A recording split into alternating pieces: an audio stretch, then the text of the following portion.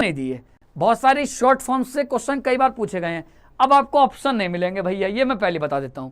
पहला कह रहा है WPI, शॉर्ट फॉर्म्स याद रखेंगे। WPI बताओ भाई, मुद्रास्फीति से जुड़ी हुई होती है। WPI इसकी फुल फॉर्म क्या होगी? WHOL ही whole price index, whole price index, थोक मूल्य सूचकांक। बता बच्चे, ऑप्शन नहीं है अब। सर ये क्या हो गया, ऑप्शन क्यों नहीं है? अरे मैं कहां तक ऑप्शन बनाता, फिर क्वेश्चन बढ़ते चले जाते, सीधे काम की बात करते हैं ना। CPI, ओ CPI है, हाँ CPI, consumer price index. Sir PDF कहां मिलेगा? मिल जाएगा बेटा, है ना। CPI consumer price index. UNICEF का बताओ बेटा जल्दी से। D है सर? बेटा D तो नहीं है, कहीं पागल हो क्या? हाँ वेरी गुड, होल प्राइस। तेजस वर्मा, सब लोग क्लास के बाद शेयर कर दो भाई।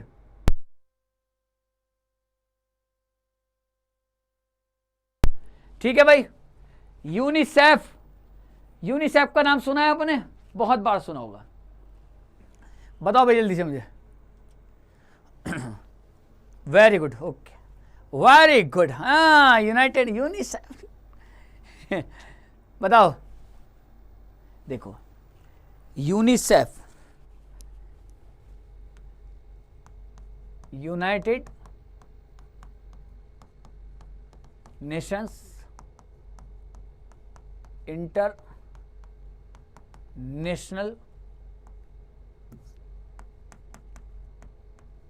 चाइल्ड इमरजेंसी, ठीक है दोस्तों, फंड, इमरजेंसी फंड। तो यूनिसेफ ये होती है हमारी यूनिसेफ की फुल फॉर्म। आई बात समझे? क्लियर हुआ कि नहीं हुआ? ठीक है। अब अगर मैं आपसे पूछूं कि जो यूनिसेफ है आपका, इसका गठन कब हुआ? 1946 में। कब हुआ? 46 में। इसका हेडक्वार्टर कहाँ है? न्यूयॉर्क।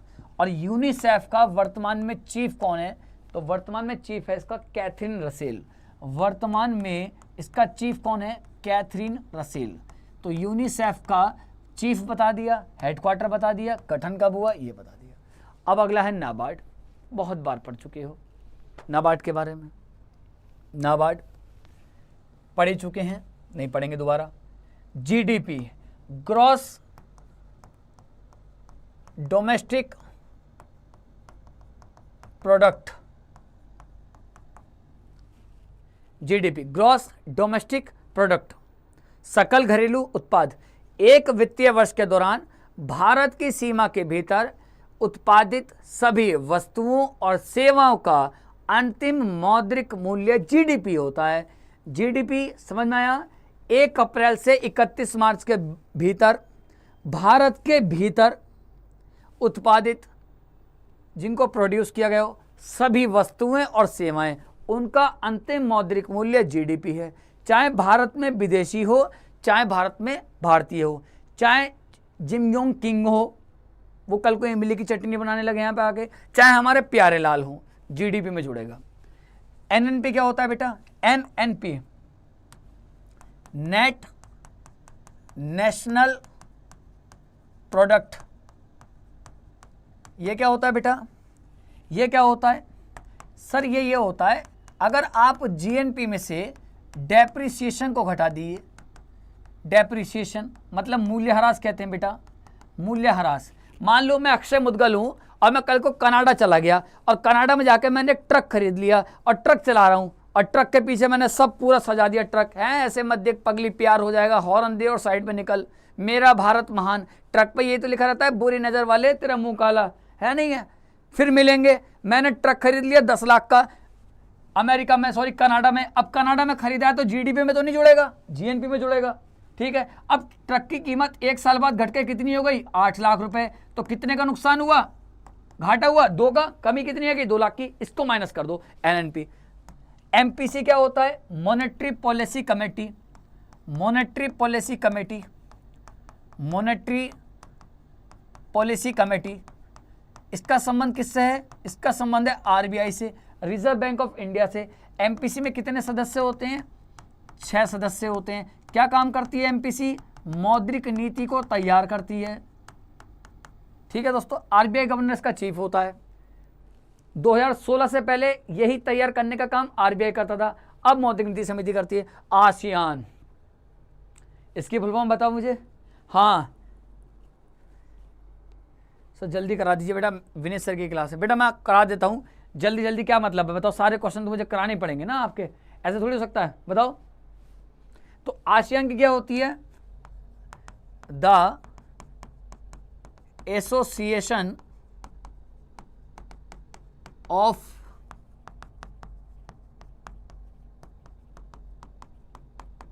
South East Asia. तो the Association of South East Asia Nations, यही तो होती है, आसियान की होती है।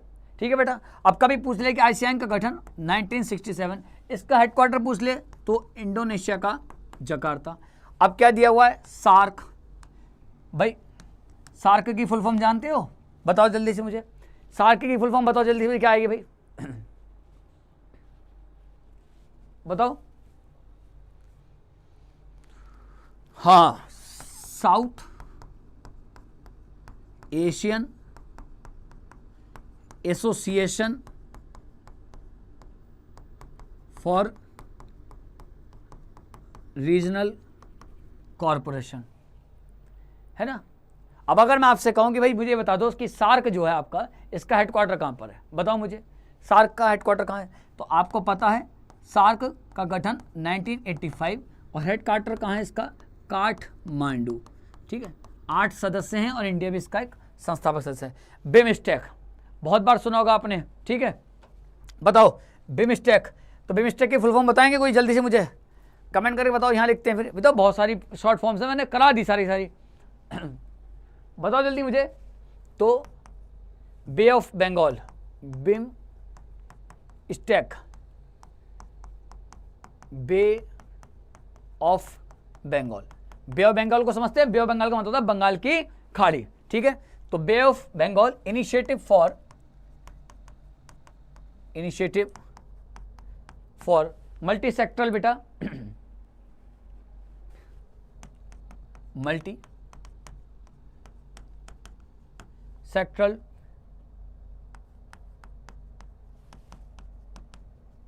क्या हो जाएगा? Technical economic corporation, BIMSTEC. इसके बाद क्या दिया है? जीएसटी। जीएसटी की क्या होती है? Goods and services tax. UPI, unified payment interface, unified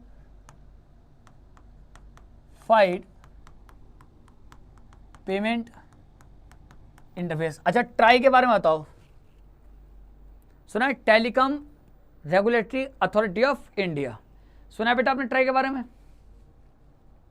try, telecom regulatory authority of India.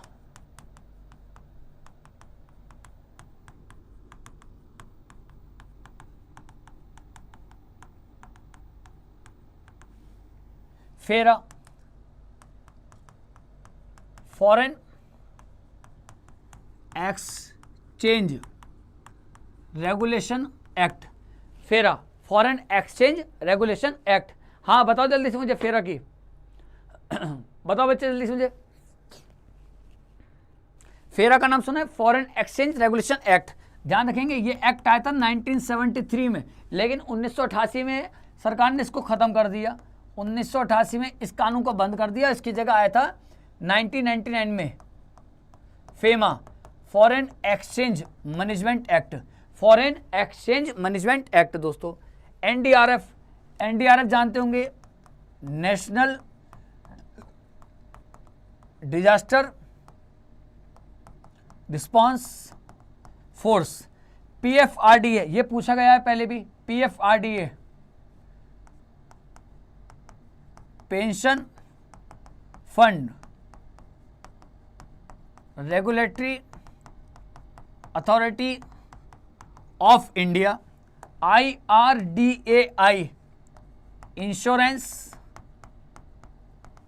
Regulatory authority of India